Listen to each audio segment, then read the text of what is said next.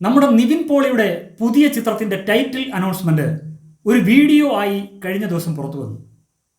അത് പ്രേക്ഷകർക്കുള്ള ആ സിനിമയുടെ ടീമിൻ്റെ ക്രിസ്തുമസ് സമ്മാനമായിരുന്നു. സമ്മാനം സുന്ദരമായിരുന്നു. വീഡിയോ നിങ്ങളെല്ലാം കണ്ടെന്ന് വിശ്വസിക്കുന്നു. കണ്ടിട്ടില്ലാത്തവർക്കായി നമുക്ക് ഇടയ്ക്കിടയ്ക്ക് അത് കാണിച്ചു പോകാം. എന്താ, സിനിമയുടെ നായകനായ നിവിൻ പോളിയും സംവിധായകനായ ഡിജോ ജോസ് ആന്റണിയും നിർമ്മാതാവ് ലിസ്റ്റിൻ സ്റ്റീഫനും എല്ലാം ചേർന്ന് പരസ്പരം പറഞ്ഞും ചിരിപ്പിച്ചും ചിന്തിപ്പിച്ചും പഴിചാരിയും ട്രോളിയുമൊക്കെ ഒരു പുതിയ രീതിയിൽ വളരെ രസകരമായിട്ടാണ് ഈ ചിത്രത്തിൻ്റെ പേര് പുറത്തുവിട്ടത്. ഈ സിനിമയുടെ പൂജയും തുടർന്നുള്ള ഷൂട്ടിംഗ് റിപ്പോർട്ടുകളും സോഷ്യൽ മീഡിയയിൽ വൈറലായിരുന്നു. അപ്പോൾ ചിത്രത്തിൻ്റെ പേരെന്താണ് എന്നല്ലേ, അത് പറയാം. അതിനു മുൻപ് ചില കാര്യങ്ങൾ കൂടി പറയണമല്ലോ. ചിത്രത്തെക്കുറിച്ച് ഒരു ഏകദേശ രൂപം ഇപ്പോൾ പുറത്തിറങ്ങിയ വീഡിയോയിൽ നമുക്ക് ലഭിക്കുന്നുണ്ട്. സാധനം കണ്ടിട്ട് ഒരു കംപ്ലീറ്റ് എൻ്റർടൈനർ ആയിരിക്കും എന്ന് തോന്നുന്നു. അങ്ങനെ ആയിരിക്കട്ടെ. മാജിക് ഫ്രെയിംസ് ആണ് ഈ സിനിമ നമുക്ക് നൽകുന്നത്. ഈ മാജിക് ഫ്രെയിംസ് ഇന്ന് മലയാളത്തിൽ ഒന്നാമത്തെ നിർമ്മാണ കമ്പനികളിൽ ഒന്നാണ്. കമ്പനിയൊന്നും കുഴപ്പമില്ല.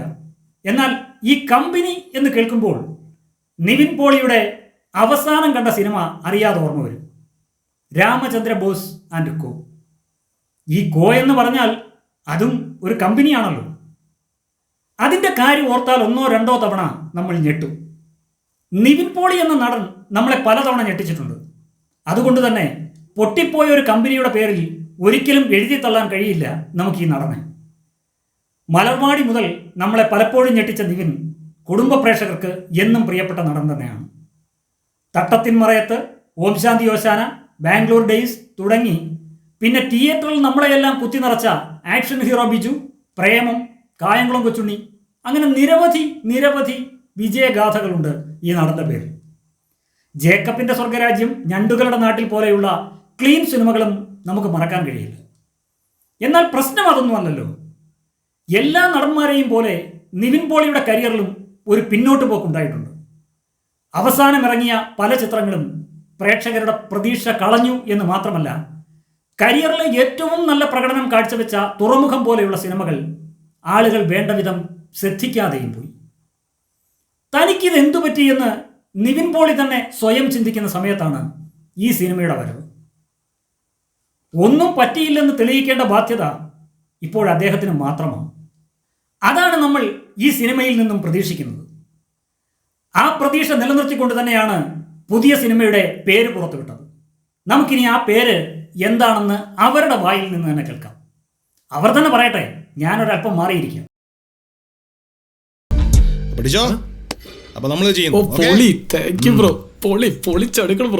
അല്ല, നീ ടൈറ്റിൽ എന്താന്ന് പറഞ്ഞില്ലല്ലോ. ടൈറ്റിൽ ഇത്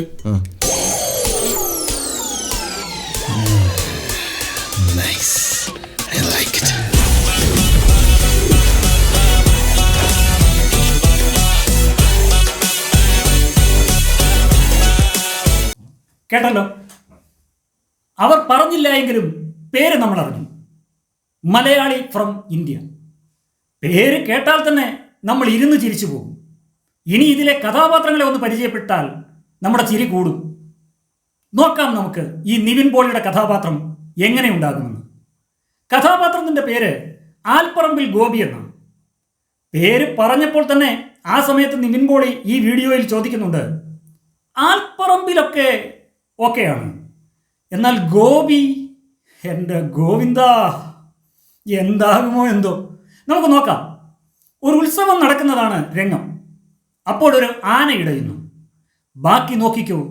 അപ്പോഴാണ് നായകന്റെ മാസ് എൻട്രി.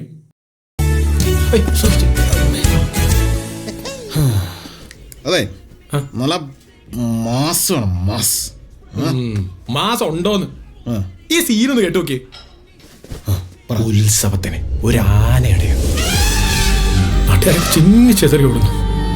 ഒരു മകൾ, ഒരമ്മ. അവിടെയാണ് നമ്മുടെ നായകന്റെ intro. Gopi.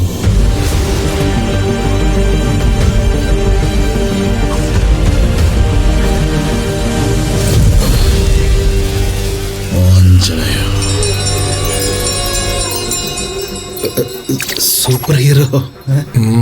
Super duper hero.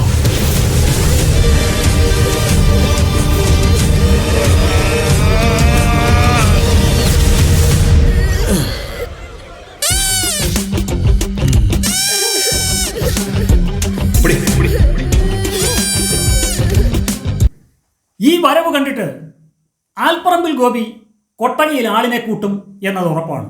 കൂട്ടണം, നമുക്ക് വേണ്ടത് അതാണ്. കൊറോണയുടെ കാലം കഴിഞ്ഞ് നമ്മുടെ ആളൊഴിഞ്ഞ തിയേറ്ററുകളിൽ ഉത്സവപ്പറമ്പുകളായി മാറിക്കൊണ്ടിരിക്കുമ്പോൾ നിരവധി ആളുകളുടെ തൊഴിൽ മേഖലയായ സിനിമ പ്രേക്ഷകനെ തിയേറ്ററിൽ തന്നെ സ്ഥിരം താമസിപ്പിക്കുന്ന അവസ്ഥ വരണം. നമുക്കതാണ് വേണ്ടത്. ഇനി ഈ സിനിമയിലെ 1-2 കഥാപാത്രങ്ങളെ നമുക്ക് പരിചയപ്പെടാം. ഒരാൾ അമ്മ വേഷത്തിലെത്തുന്നുണ്ട്. അടുത്ത കാലത്ത് നമ്മളെ പല വേഷങ്ങളും ചെയ്ത് അമ്പരപ്പിച്ച ഒരു നടി. അല്പം കോമഡി ടച്ചുള്ള അമ്മ വേഷങ്ങൾ ചെയ്യാൻ അമ്മമാർ നിരവധി ഉണ്ടായിരുന്ന മലയാളത്തിൽ നമുക്ക് പ്രിയപ്പെട്ട അവരിൽ പലരും നഷ്ടമായപ്പോൾ ആ സ്ഥാനത്തേക്ക് വന്നതാണ് ഇവർ. ഇതുവരെ ചെയ്ത വേഷങ്ങളെല്ലാം നമ്മുടെ മനസ്സിൽ കയറിയെന്ന് മാത്രമല്ല, നമ്മുടെ കുടുംബത്തിൻ്റെ ഒരു ഭാഗമായി ഈ അമ്മയും. അവിടെ സ്നേഹനിധിയായ ഒരമ്മ.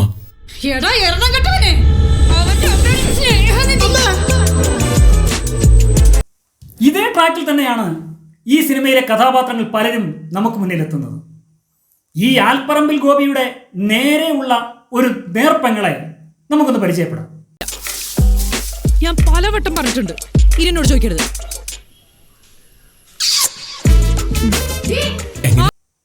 നല്ല സുന്ദരൻ ഫാമിലി അല്ലേ? ഇപ്പോൾ ഫാമിലി എന്നത് മാറി ഫാലിമിയായി ലിമിറ്റഡ് കമ്പനിയായല്ലോ നമ്മുടെ മലയാള സിനിമാ കഥയിലെ കുടുംബങ്ങൾ. സാധാരണ ഈ നിവിൻ പോളി എന്ന് കേട്ടാൽ കൂടെ അജു വർഗീസ് പ്ലസ് എന്നാണ് നമ്മൾ പെട്ടെന്ന് ഓർക്കുക. നിരവധി ഹിറ്റുകളിൽ ഇവർ ചങ്ങാതിമാരാണ്. എന്നാൽ ഇത്തവണ നിവിൻ പോളിയുടെ കൂട്ടുകാരനായി എത്തുന്നത് ധ്യാൻ ശ്രീനിവാസനാണെന്ന് തോന്നുന്നു. എന്തായാലും നല്ല ആത്മാർത്ഥതയുള്ള കൂട്ടുകാരനാണ് കേട്ടോ. നമുക്ക് ആ കൂട്ടുകാരൻ്റെ ആത്മാർത്ഥത ഒന്ന് കാണാം. നല്ല തള്ളാണല്ലോ. ശീലായി. പിന്നെ നമ്മുടെ ഗോപിക്ക് വേണ്ടി ചാകാൻ വരെ തയ്യാറായിട്ടുള്ള ഒരു കൂട്ടുകാരൻ. ആഹാ, അതറിയണ സത്യമായിട്ട് ഞാനാണ് സാറേ എല്ലാം ചെയ്ത്. ആ ഗോപി ഒറ്റയ്ക്ക. ഞാനോക്കെയാണോ? മൊത്തത്തിൽ ഇത്തിരി തടിച്ചൊക്കെ ഇരിക്കല്ലേ? ഇല്ല ബ്രോ, നിങ്ങൾ രണ്ടുപേരോടൊന്നും ഫ്ലേവർ നിറഞ്ഞു നിൽക്കും. റിച്ച് ആയിരിക്കും, ട്രസ്റ്റ് മീ. തൃപ്തിയായല്ലോ. കൊട്ടക പൊട്ടിച്ചിരിയിൽ നിന്ന് കത്താൻ ഇനി എന്തു വേണം? കത്തിക്കുന്നതിന് മുൻപ് അല്പം പ്രണയം വേണ്ടേ? വേണം. പ്രേമത്തിൻ്റെ നായകൻ പ്രണയമില്ലാതെ പറ്റുമോ? എന്നാൽ നമുക്ക് നിവിനെ കൊണ്ട് അല്പം പ്രണയിപ്പിക്കാം. പ്രണയം കൃഷ്ണ.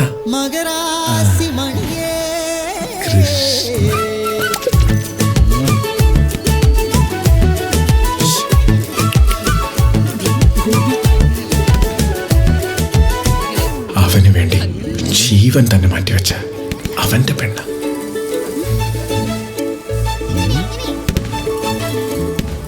Love you Krishna.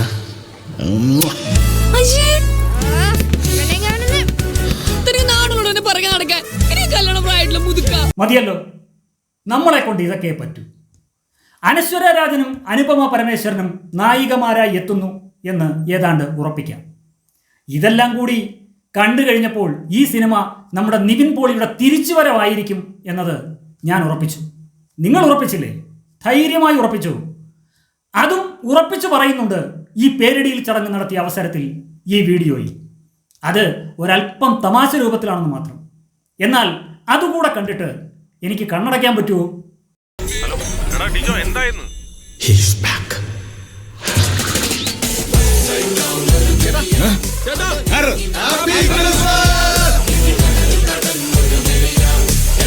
അതാണ്.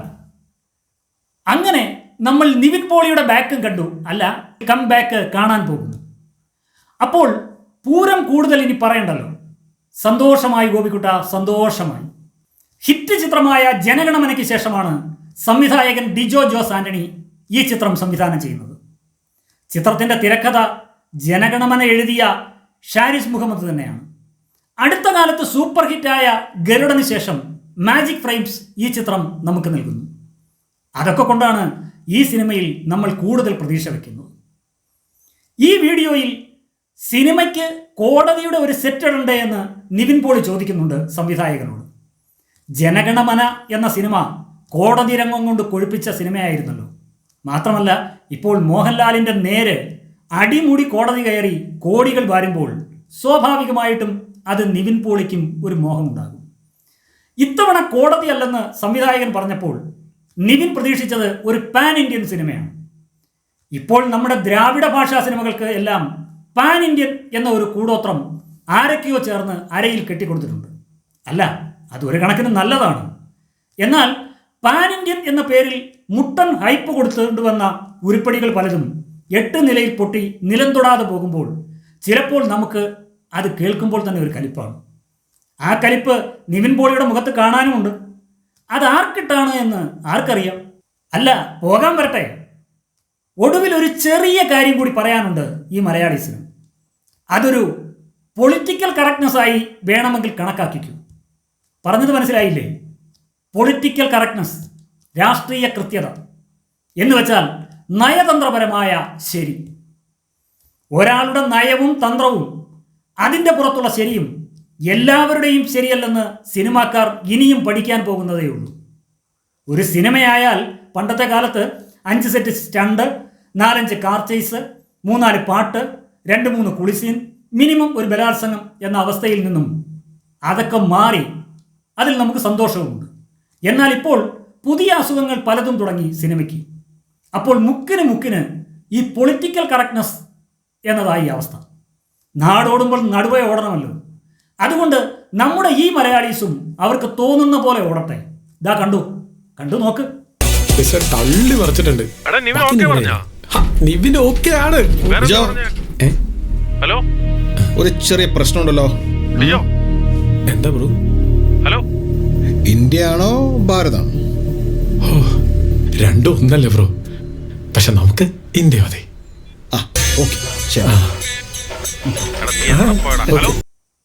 സന്തോഷമായില്ലേ? എനിക്കും സന്തോഷമായി. ഇന്ത്യ ആയാലും ഭാരതമായാലും സിനിമ നന്നാകണം. അത് ഒത്തിരി കുടുംബങ്ങളുടെ ചോറാണ്. മലയാളി ഫ്രം ഇന്ത്യ എന്ന സിനിമയ്ക്ക് എല്ലാ നന്മകളും ആശംസകളും നേരുന്നു.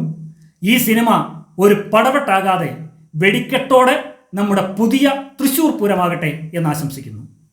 ഈ വീഡിയോ നിങ്ങൾക്ക് ഇഷ്ടമായാൽ ലൈക്ക് ചെയ്യുക. നിങ്ങളുടെ അഭിപ്രായങ്ങളും നിർദ്ദേശങ്ങളും കമൻ്റായി രേഖപ്പെടുത്തി ഷെയർ ചെയ്തും സബ്സ്ക്രൈബ് ചെയ്തും പിന്തുണയ്ക്കുക. നാളെ മറ്റൊരു സിനിമയുടെ വിശേഷങ്ങളുമായി നമുക്ക് വീണ്ടും കാണാം. എല്ലാവർക്കും നന്മകൾ നേരുന്നു.